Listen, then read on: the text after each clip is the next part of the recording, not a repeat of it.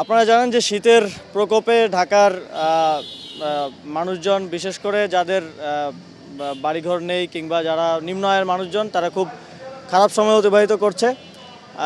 এটা নির্বাচন উপলক্ষে নয়, শুধুমাত্র শীতের কারণে আমাদের ঢাকা মহানগর উত্তর, ঢাকা মহানগর দক্ষিণ এনসিপির পক্ষ থেকে এই অঞ্চলের প্রত্যেকটি ওয়ার্ডে মানুষজনের জন্য, যারা নিম্ন আয়ের মানুষজন আছেন, কম্বল বিতরণ কর্মসূচি আজকে আয়োজন করেছেন তারেক আদেল ভাই, এবং সেটাতে আমি অংশগ্রহণ করেছি। এবং এই অঞ্চলের যারা নিম্ন আয়ের মানুষ আছেন, যারা শীতে কষ্ট করছেন, তারা যেন এই কষ্টটা না করেন এবং তাদের একটু হলেও কমফোর্টের জন্য এই কম্বল বিতরণ কর্মসূচি।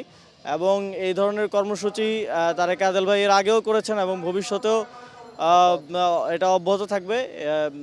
এটা এই অঞ্চলের মানুষজনের জন্য এনসিপি সবসময় কাজ করে যাবে, সেটা নির্বাচন হোক কিংবা নির্বাচনের পরে হোক, আগে হোক, সবসময় এনসিপির কার্যক্রম অব্যাহত থাকবে।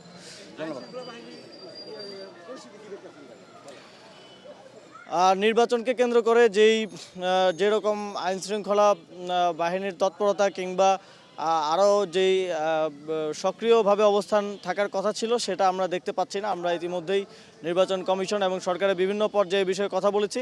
আমরা প্রত্যাশা করি যে আইনশৃঙ্খলা পরিস্থিতির আরও উন্নতি ঘটানো হবে এবং যারা এই যে ওসমান হাদি ভাইয়ের কে হত্যার মতো ঘটনাটা ঘটলো, যারা এই ধরনের ঘটনাগুলো ঘটিয়েছে, তাদেরকে এখনও গ্রেফতার করা যায়নি। এবং আমরা দেখি অনেক কিশোর গ্যাং, সন্ত্রাসীরা বাইরে এখনও ঘুরে বেড়াচ্ছে।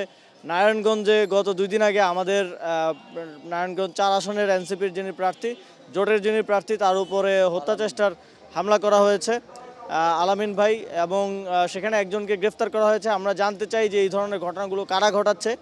আমরা আহ্বান জানাবো যে পুলিশ যথাযথ তদন্তের মাধ্যমে এটা বাংলাদেশের জনগণের কাছে স্পষ্ট করবে যে নির্বাচনকে বানচাল করার জন্য কারা এই ধরনের পরিস্থিতি ঘটাচ্ছে। এটা কি অন্য ভিন্ন কোনো প্রার্থী, নাকি ফ্যাসিস্ট আওয়ামী লীগ, নাকি কে, সেটা আমরা জানতে চাই।